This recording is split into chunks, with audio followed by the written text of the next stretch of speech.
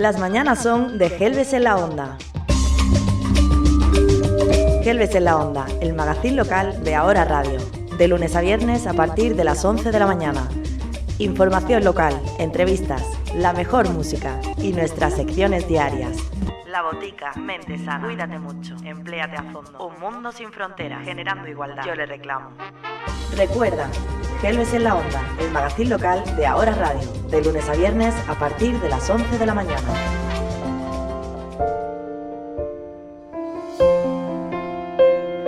Mente sana en Gelbes en la Onda. Y bueno, pues vamos a saludar a nuestro compañero Jesús Molina. Jesús, bienvenido. Buenas tardes. Vamos a hablar del tema que íbamos a tocar el pasado lunes. Que nos interrumpieron. Pero no se pudo tocar por la colisión, por el accidente de tráfico que hubo aquí el pasado lunes en la puerta de la radio, en la que se vieron varios coches implicados, entre ellos el tuyo y el mío. Claro. Fue muy curioso. Bueno, yo digo que la casualidad no existe, ¿no? Para algo fue un sería, choque ¿no? múltiple y bueno, aquí estamos de nuevo con el programa que comenzamos, pero que no pudimos, que fue interrumpido por el accidente, Claro. ¿no? Bueno, pues Lo importante es que estamos bien todos, no ha habido daños personales. Eso es lo importante. Ya está. Nos quedamos con esa parte. Sí. ¿Sobre qué era el programa de la semana Pues pasada? la semana pasada y esta semana, que es como vamos a... Pues sobre las heridas emocionales, ¿no? Uh-huh. Que son parte de nuestra historia personal, ¿no? La mayoría de las heridas vienen de la infancia, también es verdad que en la adolescencia y que de adulto también nos hieren, ¿no? Pero hoy nos vamos a centrar más en ese tipo de heridas, más de la infancia, ¿no? Porque Perfecto. tampoco nos va a dar mucho tiempo. Podemos llevarnos hablando de las heridas mucho tiempo. Ya ves. Bueno, pues los significados de esas heridas psicológicas suelen evidenciarse de muchos modos. Por ejemplo, en ansiedad, en pensamientos obsesivos, en mayor vulnerabilidad hacia determinados trastornos, en fobias, en problemas del sueño, en actitudes defensivas, frustraciones, traumas y complejos. Uh-huh. Complejos también, ¿no? Curioso. No es fácil eludir un pasado traumático y, sin embargo, aún lo es más cuando esas marcas se originaron en la edad temprana. En esa primera etapa de la vida de un niño donde carece aún de estrategias personales para manejar y entender ciertas dimensiones, los recuerdos de la infancia son uno de los elementos más importantes de nuestra vida. Las situaciones que vivimos cuando éramos pequeños son las que formaron nuestras creencias sobre la vida. Y estas creencias nos acompañan ahora de adultos, haciendo que vivamos de una u otra manera, pero no solamente vivamos, también sentimos de una u otra manera ante una situación, ¿no? Bueno, pues por este motivo es muy importante analizar y sanar los recuerdos de la infancia. Recuerdos y nuestras vivencias de nuestro caminar por la vida, ¿no? Pero concretamente los recuerdos de la infancia, que es de lo que vamos a hablar, especialmente los más dolorosos. Hoy hablaremos de ello y de cómo sanarlo. Lo primero es que no le tengas miedo a tus emociones, escúchalas. Cada persona es única y su trayectoria en esta vida también lo es. Hay algunos puntos comunes en todos nosotros, y el primero es que todos llegamos en paz y en armonía. Todos llegamos sabiendo quiénes somos realmente y por qué estamos aquí. Y sabiendo esto y muchas cosas más, sentimos un gran amor por nosotros mismos y por todos los demás. Pero durante los primeros meses de vida, esta información se va diluyendo en nuestra mente y pasa a un plano subconsciente, un poco como si nos estuviéramos olvidando, ¿no? Pero está guardado en nuestro ordenador del cerebro, ¿no? No explicaremos hoy los motivos de este proceso, pero es importante saber que no es un castigo, ni un error, ni un karma, que forma parte de la aventura de la vida. En un primer momento, esta pérdida de información sobre quiénes somos no nos causó ningún malestar. Seguíamos conectados con nuestro amor y seguíamos estando en paz y armonía. Pero llegó un día en el que esto se torció. Hubo un momento en el que por primera vez sentimos que alguien nos rechazaba. Y este es uno de los recuerdos del que hablaremos hoy. Prácticamente todos nosotros nos hemos sentido rechazados alguna vez. Hemos sentido que no nos querían, que no nos escuchaban, que no nos valoraban, que no sentían interés por nosotros, en fin, muchos de estos sentimientos, ¿no? Esta sensación de rechazo puede ser más suave o más intensa y puede ser motivo o sea, puede ser por motivos distintos, pero la gran mayoría de nosotros la hemos experimentado. Y para comprender mejor la importancia de esos instantes, puedes ponerte en situación. Imagínate, perdón, que eres un niño o una niña, pequeño, pequeña, que nunca ha experimentado el rechazo. Para ti el mundo es amoroso y compasivo, un lugar seguro, amable y lleno de potencial, pero de golpe alguien hace algo. Sientes que te rechaza, sientes que piensa que has hecho algo que no está bien. En un instante se rompe la imagen que tenías de la vida. El mundo ya no es 100% amable. Ahora es un lugar potencialmente hostil y que hay que vigilar. Es muy importante recordar ese momento. ¿Quién fue ese alguien que sentiste que te rechazaba? Pensadlo. ¿Qué hizo y cómo lo interpretaba exactamente? ¿Y qué conclusión sacaste a partir de ello? Con mucha probabilidad estas conclusiones se transforman en creencias y seguramente te ha acompañado hasta el día de hoy. Las creencias que se formaron a partir de este primer recuerdo. A partir de esa primera sensación de rechazo, cambió completamente la visión que teníamos de la vida. Pasamos de creer que el mundo era un lugar plenamente luminoso a creer firmemente en las sombras. Los detalles concretos dependen de cada persona y de la personalidad de cada uno y de lo que sucedió concretamente en ese momento. Pero más allá de los detalles concretos, hay dos reacciones básicas a esta primera sensación de rechazo. La primera es creer que hay algo en nosotros que no está bien. Si alguien nos ha rechazado debe ser porque tiene razón. Y a partir de aquí se forma la creencia de que no somos suficientemente buenos. Es la semilla de la falta de autoestima que muchos tenemos. Y la segunda reacción es creer que en el mundo el que no está, es el mundo el que no está bien, ¿no? Yo sé que soy bueno y válido, así que si alguien me rechaza, me critica, el malo es el otro, ¿no? O el mundo. Y aquí se forma la creencia de que el resto del mundo es ignorante e incompetente. Es la semilla del sentimiento de superioridad, que también muchos tenemos. Estas dos reacciones son diferentes, pero tienen en común que siempre son dolorosas. A nivel profundo, sabemos que nada de esto es cierto. Ni los demás ni nosotros somos malos. Pero a nivel más superficial, no entendemos qué está pasando. Somos niños pequeños, así que vivimos este momento como una gran rotura. Sentimos que esa brecha, que se crea esa brecha entre nosotros y los demás, y esto nos causa un gran dolor. A partir de ese momento siempre buscaremos calmar este dolor. Durante el resto de la vida estaremos continuamente buscando maneras de sentirnos otra vez queridos y aceptados. A veces intentando cambiarnos a nosotros mismos, a veces intentando forzar cambiar a los demás. Y esta es la raíz del drama humano, ni más ni menos. Ni más ni menos. La mayor parte del dolor y de los conflictos humanos surgen de esta experiencia de rechazo que todos hemos vivido y que en su momento no supimos gestionar. Si aparte de este primer recuerdo relacionado con el rechazo, hay otro recuerdo que también es muy importante. El primer momento después del primer rechazo en el que volvemos a sentir que alguien nos ama. O sea, después del primer rechazo, volver otra vez a sentir de que te ama a alguien, ¿no?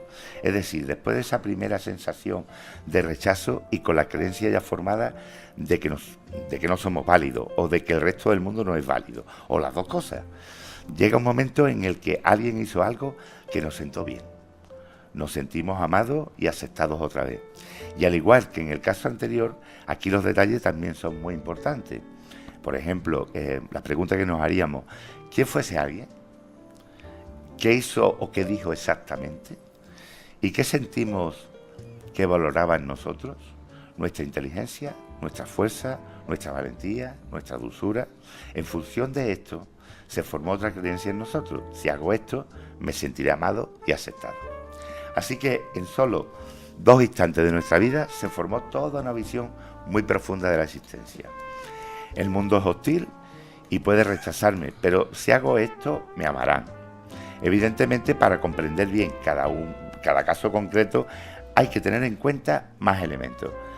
Pero solo con estos 2 recuerdos ya podemos entender muchas cosas de nuestra vida. La gran mayoría de nosotros Nos hemos sentido rechazados. Algunos nos culpamos a nosotros mismos por no ser suficientemente buenos y otros culpamos a los demás, pero la sensación de rechazo es la misma. Y prácticamente todos hemos sentido que si hacemos determinadas cosas concretas será más fácil que nos valoren. Todo esto está condicionado intensamente en nuestra vida y surge de esos dos instantes de nuevo, ¿no? Es muy importante para nuestro crecimiento personal conectar con estos dos recuerdos, conectar con nuestra infancia e intentar recordar cuándo sentimos el rechazo por primera vez y cómo reaccionamos al respecto. Y por supuesto también es muy importante sanarlo. Cuando sanamos esos recuerdos se liberan las creencias y el dolor que hay asociado a ellos, y esto nos permite volver a conectar mejor con lo que realmente somos. La única dificultad es recordar los acontecimientos de los que queremos tratar, lo cual no siempre es fácil, porque algunos recuerdos están muy enterrados en nuestro subconsciente o quizás vetados porque no queremos recordarlo. Pero no hay que olvidar que esta información está dentro de nosotros. Todos tus recuerdos están dentro de ti y si buscas con paciencia y con cariño, lo puedes liberar. No le tengas miedo a tus emociones, escúchalas, siéntelas, porque en el fondo te liberarán. Así, de alguna forma, es muy común que siempre acontezcan 5 tipos de experiencias dolorosas o heridas emocionales de la infancia, que las vamos a hablar ahora, ¿no? Una, digamos, la principal, el miedo al abandono. La soledad es el peor enemigo de quien vivió abandonado en su infancia. Por lo tanto, es común que en la edad adulta se experimente un constante temor a vivir de nuevo esta carencia. De ahí que aparezca, por ejemplo, una elevada ansiedad a ser abandonado por la pareja, pensamientos obsesivos y hasta conductas poco ajustadas por el elevado temor de experimentar una vez más ese sufrimiento, ¿no? Precisamente el miedo a ser abandonado es lo que genera en gran parte los casos de rupturas de pareja. Son situaciones donde solo se vive la angustia y el temor continuo, algo que genera una elevada dependencia y presión hacia la otra persona. Porque las personas que han tenido las heridas de abandono en la infancia tendrán que trabajar su miedo a la soledad, su temor a ser rechazado y las barreras invisibles al contacto físico. La herida causada por el abandono no es fácil de curar, lo sabemos, pero así tú mismo serás consciente de que ha comenzado a cicatrizar cuando el temor a los momentos de soledad desaparezca y en ello empieza a fluir un diálogo interior positivo y esperanzador. Otra muy parecida, pero que es el miedo al rechazo. El miedo al rechazo es una de las heridas emocionales de la infancia más profunda, pues implica el rechazo de nuestro interior. Como interior nos referimos a nuestras vivencias, a nuestros pensamientos, a nuestros sentimientos. Y en su aparición puede influir múltiples factores, tales como el rechazo de los progenitores, de la familia o de los iguales, hermanos, amigos. Genera pensamientos de rechazo de no ser deseado y de descalificación hacia uno mismo. La persona que padece de miedo al rechazo no se siente merecedora de afecto ni de comprensión y se aísla en su vacío interior. Es probable que si hemos sufrido esto en nuestra infancia, seamos personas huidizas. Bueno, pues, ¿qué es lo que tenemos que trabajar entonces? Pues tenemos que trabajar nuestros temores, nuestros miedos internos y esas situaciones que nos generan pánico. Si es tu caso, ocúpate de tu lugar, de arriesgar y sobre todo de tomar decisiones por ti mismo. Cada vez te molestará menos que la gente se aleje y no tomarás como algo personal que se olviden de ti en algún momento, ¿no? Otro de los casos también que nos marca mucho es la humillación. Esta herida se genera cuando en su momento sentimos que los demás nos desaprueban y nos critican, bueno, y nos humillan. Podemos generar estos problemas en nuestros niños diciéndoles que son torpes, malos, así como aireando sus problemas ante los demás. Esto destruye la autoestima infantil. Por supuesto el bullying, ¿no?, que ya lo tocaremos en mucha más profundidad. Esto nos lleva también al efecto Pigmalión, que hemos hablado aquí en algunas ocasiones. Para los que no recuerden, el efecto Pigmalión tiene su origen en un mito griego en el que un escultor llamado Pigmalión se enamoró de una de sus esculturas, Galatea. A tal punto llegó su pasión por la escultura que la trataba como si fuera una mujer real, como si estuviera viva. Bueno, y en un sueño, el mito continúa porque cuando la escultura cobra vida, después de ese sueño de Pigmalión, por obra de Afrodita, al ver que el amor que él sentía por la estatua que representaba a la mujer de sus sueños, ¿no? Bueno, el efecto Pigmalión se puede identificar de las siguientes maneras. Va a ser muy breve porque vamos a seguir con los demás emociones, ¿no? El efecto Pigmalión es por el que una persona consigue lo que se proponía previamente a causa de la creencia que se puede conseguir. Esto quiere decir, bueno, puede haber dos efectos Pigmaliones. El efecto Pigmalión positivo, que por supuesto produce un efecto positivo en el sujeto, de forma que afianza el aspecto sobre el cual se produce el efecto y provocando un aumento de la autoestima del sujeto y del aspecto en concreto, ¿no? Y el efecto Pigmalión negativo, que sería el caso de las emociones negativas, ¿no? Que es el que produce que la autoestima del sujeto disminuya y que el aspecto sobre el cual se actúa disminuya o incluso desaparezca, en el caso negativo. Estas heridas de humillación generan con frecuencia una personalidad dependiente.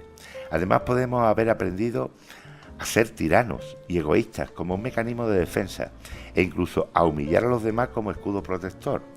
Haber sufrido este tipo de experiencia requiere que trabajemos nuestra independencia, nuestra libertad y la comprensión de nuestras necesidades y temores, así como nuestras prioridades.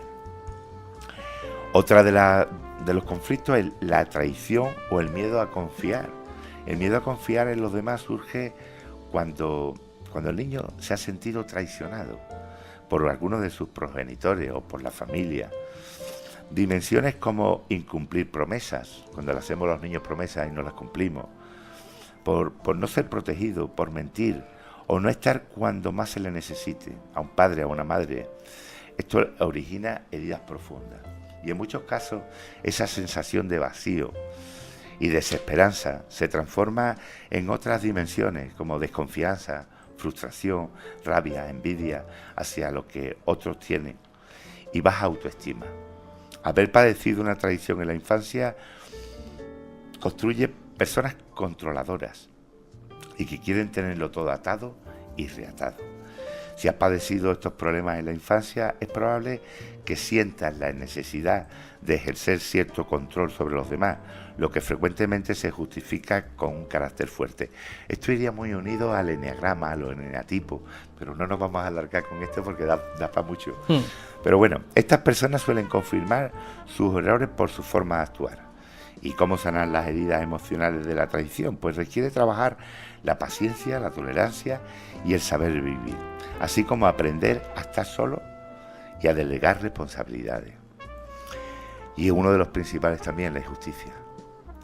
La injusticia como herida emocional se origina en un entorno en que los cuidadores principales son fríos y autoritarios. En la infancia, una exigencia en demasía y que sobrepase los límites generará sentimientos de ineficacia, de inutilidad, dando en la niñez, o sea, tanto en la niñez como en la edad adulta. El autoritarismo en el hogar y en la propia educación afecta tanto al desarrollo psicológico como al emocional, como al potencial y rendimiento de los propios niños. Cuando nuestros derechos son vetados y no recibimos apoyo, consideración y una cercanía afectiva válida y significativa, aparecen sin duda graves heridas psicológicas. Pero esto no puede pasar también incluso de mayor, La injusticia, ¿no? Bueno, pues las consecuencias directas de la injusticia en la conducta de quien lo padece será la rigidez, la baja autoestima también, la necesidad de perfeccionismo, así como la incapacidad para tomar decisiones con seguridad. En estos casos es importante, pues como siempre, o casi siempre, trabajar la autoestima, el autoconcepto, así como la rigidez mental, generando la mayor flexibilidad posible y permitiéndose confiar en los demás. No quiero olvidarme de un tipo de herida recibida, que son las hijas de las madres narcisistas, este vínculo del egoísmo y de la frialdad, pero como no nos va a dar tiempo a esto, vamos a seguir con el tema. Ya hablaremos otro día de este tipo, porque da para mucho programa también, las madres narcisistas, ¿no? Bueno, ahora vamos a hablar de para sanar las heridas y aprender a ser un poco más feliz, ¿no? O vamos a intentar ser feliz, ¿no? Hablar todo lo que necesites expresar. Eso es siempre el diálogo, ¿no? incluso el diálogo con nosotros mismos, incluso escribirlo. Aprender, porque cuando escribimos estamos pensando, cuando escribimos pensamos 3 veces, nos ayuda mucho. Además, es como un mecanismo de descorchar una botella, ¿no? Cuando estamos escribiendo estamos descorchando nuestra mente. Aprender a administrar nuestros recuerdos con sabiduría. Ha salido de muchas situaciones y de estas también. Puedes elegir qué cosas recordar y qué cosas no, pero cuidado, si hay cosas que soltar es preciso que lo hagas. Tú puedes evitar cosas y querer olvidarlas, pero realmente si quieres sanarlas tienes que sacarlas fuera. Bueno, esto es redescubrir nuestros aspectos desconocidos. Es ahí donde aprendemos quiénes somos verdaderamente y cuál es nuestra esencia. Porque cada herida tiene un aprendizaje y cada aprendizaje una oportunidad de penetrar en un mundo desconocido. Pero muchas veces asombroso, ¿eh? Cuanto mayor sea tu disponibilidad para no permanecer en este estado de dolor, antes saldrás y avanzarás, a pesar de tus circunstancias. Me viene a la memoria Beethoven. Beethoven compuso sus mayores genialidades musicales después de quedarse sordo. Uh-huh. O sea que de lo malo también podemos sacar lo bueno, ¿no? Bueno, hay que despertar también al gigante dormido. Las dificultades y la crisis despiertan en nosotros ese potencial que estaba dormido. Por ejemplo, el caso de Abraham Lincoln. Para mí uno de los mejores presidentes de Estados Unidos, probablemente. No hubiera sido tan importante su rol si no hubiera tenido que guiar a su país a través de una guerra civil. Y no pidamos que nuestros problemas sean fáciles, sino ser más fuertes nosotros. No tenemos que pedir menos retos, sino más sabiduría, porque nuevos retos nos van a venir. Reconocer que no tenemos el control de todo. Sabemos que podemos encontrar obstáculos, pero aún así podremos alcanzar nuestra meta. Y tener disposición a tener la actitud correcta, porque hay circunstancias que no podemos cambiar y otras que no podemos evitar, pero sí podemos determinar cómo vivir cada una de ellas. La mayoría de los fracasos no es que hayan sido derrotados, sino que abandonamos antes de tiempo. Todas las experiencias que has vivido, tanto las que consideras más positivas como las que consideras negativas o indeseables y sin sentido, eran las experiencias que tenías que vivir. Deja de darle vueltas, se trataba de lo que necesitabas para evolucionar. Las cosas no podían ser de otra manera y en cada situación actuaste lo mejor que supiste, de acuerdo con el nivel de conciencia que tenías en aquellos momentos o el nivel de conocimiento. No aprendes ni maduras sin experiencia. No hagas sabiduría. No ganas sabiduría sin haber vivido en determinados ambientes y circunstancias. Perdona el pasado, pero no te aferres a él como víctima. Úsalo como punto de referencia, desde el que aprender y actuar en el ahora, desde una perspectiva más centrada y consciente. Tu sabiduría actual viene determinada en buena parte por lo que viviste anteriormente, de un modo que tienes que agradecer y bendecir todo lo que te ha pasado. Sin ese bagaje no serías quien eres ahora, ni se hubiera iniciado el despertar de tu conciencia que estás atravesando. Todo encaja, todo fluye y todo es como debe ser. Y Bert Hellinger decía que nadie dice, porque todavía vive, claro, que nadie te haga dudar, cuida tu rareza como la flor más apreciada de tu árbol. Eres el sueño realizado de todos tus ancestros. Y bueno, vamos al cuento, ¿no? Sí, porque ya además... Ya estamos muy cortitos. De tiempo estamos fatales. Bueno, pues mira, voy a beber un poquito de agua. Venga, me estoy quedando con la boca seca, ¿sabes? Dáselo. Bueno, hoy es... ¿Hoy es qué? Mira, es en una clase de literatura, ¿no? Ajá. En el colegio. La profesora pidió a sus alumnos que hiciera una redacción sobre en qué les gustaría convertirse a los alumnos, ¿no? Sí. Algunos niños querían ser tigres, robots, superhéroes, bomberos, pero les sorprendió y le conmovió profundamente la redacción en la que uno de sus alumnos le comentaba que quería ser un televisor. Y decía así: si pudiera hacer magia y transformarme en otra cosa, me gustaría ser un televisor. Quisiera ocupar su lugar. Quisiera vivir lo que vive la tele en mi casa. Es decir, tener un cuarto especial para mí y reunir a todos los miembros de la familia a mi alrededor. Ser tomado en serio cuando hablo. Convertirme en el centro de atención. Y ser aquel que todos quieren escuchar, sin interrumpirlo ni cuestionarlo. Quisiera sentir el cuidado especial que recibe la tele cuando algo no funciona. Tener la compañía de mi papá cuando llega a casa, aunque esté cansado del trabajo. Que mi mamá me busque cuando está sola y aburrida, en lugar de ignorarme, y que mis hermanos se peleen por estar conmigo. Me gustaría poder divertirlos a todos, aunque a veces no les diga nada. Quisiera vivir la sensación de que lo dejan todo por pasar unos momentos a mi lado. Me gustaría vivir lo que vive mi televisión. Qué profundo, ¿eh? Muy profundo. La verdad es que esta reflexión, este cuento nos invita a reflexionar sobre la calidad de nuestro tiempo, sobre qué cosas merecen nuestra atención. A veces nos escapamos de la rutina diaria a través de las cosas vacías, como ver la televisión. Dejamos a veces que estas cosas que no nos enriquecen interiormente, absorban nuestro tiempo, más de lo necesario, y nos evadimos en lugar de vivir. A veces nos focalizamos en cosas que no nos aportan nada, ni nos enriquecen, o que incluso nos perjudican, descuidando a personas que sí son importantes. Intentemos priorizar nuestro tiempo y dedicarle nuestra atención a esas personas que conviven con nosotros, porque todo merece su justa medida. No solo la televisión, también el móvil, que acerca a los que están lejos, pero aleja a los que están cerca. Sí. Cultiva los momentos de calidad con las personas a las que quiere. Aumenta nuestro desarrollo personal y emocional y nuestra calidad de vida y la de nuestro entorno. Reflexionemos sobre cómo utilizamos nuestro tiempo con nuestros seres queridos y prioricemos. Buen caminar por la vida. Un abrazo y hasta la próxima semana. Hasta la semana que viene, Jesús. Muchas gracias.